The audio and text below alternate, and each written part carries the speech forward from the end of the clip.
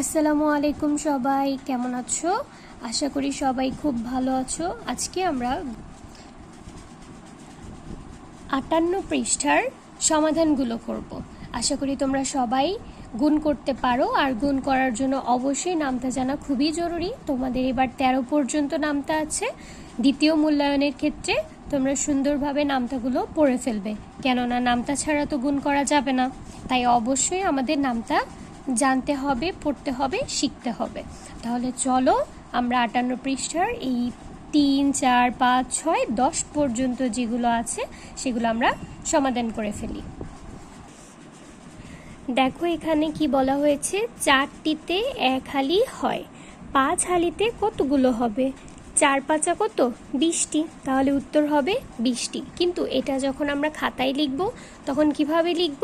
এই যে এখানে যে দেওয়া আছে 4টিতে 1 হালি হয়, 5 হালিতে কতগুলো হবে, এটা দেখে দেখেই সুন্দরভাবে লিখবে।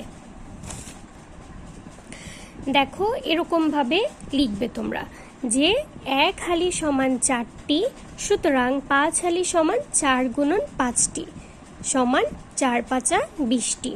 উত্তর 20টি। যদি পরীক্ষার সময় 5-এর জায়গায় যদি 6 থাকতো তাহলে কি হতো বলো তো? এখানে যে আমরা 5 লিখলাম, এই 5-এর জায়গায় আমরা তখন 6 লিখব। তখন হবে কত? 4 6 24টি। মনে থাকবে? তাহলে পরীক্ষার সময় আমরা প্রশ্নটা ভালো করে পড়ব, তারপর আমরা তার সমাধান করব। তাহলে এটা আমরা কি করলাম? 1 হালি সমান 4টি, সুতরাং 5 হালি সমান 4 গুণন 5টি, 4 5 20টি। দেখো তারপর 4 নাম্বার, যদি 1 গুচ্ছে 6টি ফুল থাকে তবে এরকম 8 গুচ্ছে কয়টি ফুল থাকবে? এখানে বলা হয়েছে 1 গুচ্ছে 6টি ফুল থাকে, তাহলে 8 গুচ্ছে কয়টি ফুল থাকবে? তাহলে 6 8 কত? 48, তাহলে 48টি ফুল থাকবে। তাহলে এটা আমরা কিভাবে লিখব? দেখো এভাবে তোমরা সাজিয়ে তারপর লিখবে।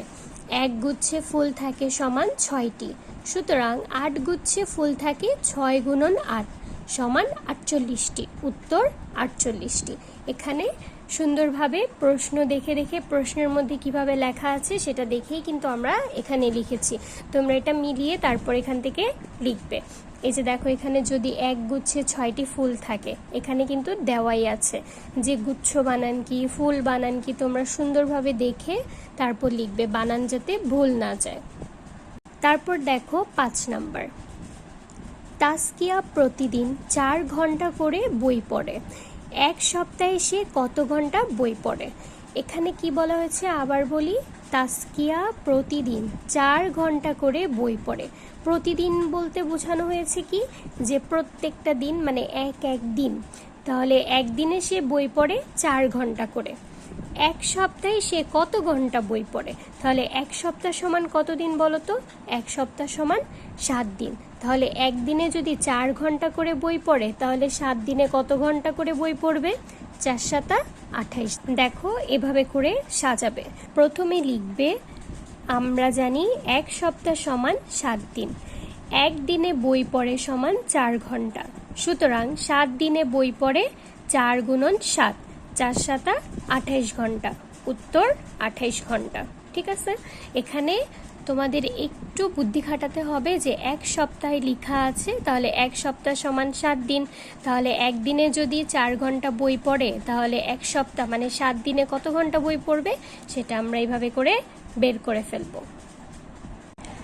দেখো 6 নম্বরে বলা হয়েছে কি, 1 দিস্তা কাগজে 24টা থাকে, 1 দিস্তা কাগজে 24টা থাকে, 12 দিস্তায় কতটা কাগজ থাকবে?